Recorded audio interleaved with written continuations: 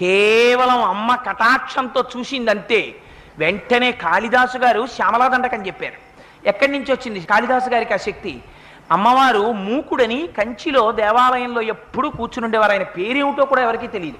ఆయన మూగివాడు. సాధారణంగా మూగితనం ఉంటే చెవుడు కూడా ఉంటుంది. ఆయన ఎప్పుడు మాట్లాడేవారు కాదు, అలా కూర్చుని ఉండేవారు. ఆయన అదృష్టం పట్టింది. ఒకనాడు అమ్మవారు అలా వెళ్ళిపోతూ చూసింది. చూసి నిర్హేతుకంగా అమ్మ తన యొక్క కరుణని ప్రసరింపచేసింది కళ్ళల్లోంచి. అంతే. కొంతమంది అంటారు మూకుడికి తన తాంబూలం తీసి ఆయన నోట్లో పెట్టిందంటారు. ఏదైతేనే అమ్మ కరుణ ప్రసరించిందంతే వెంటనే ఆయన నోటి వెంట 500 శ్లోకాలు వచ్చాయి. 500 శ్లోకాలు కూడా ఎంత గొప్పగా వచ్చాయో తెలుసా అండి? మూక పంచశతి అని పేరు దానికి. ఆయన అమ్మవారి మీద వెంటనే ఆర్యాశతకము అని ఒక శతకం చెప్పేశారు. అమ్మ ఒక్క చిరునవ్వు నవ్వింది. మందస్మిత శతకము అని చిరునవ్వు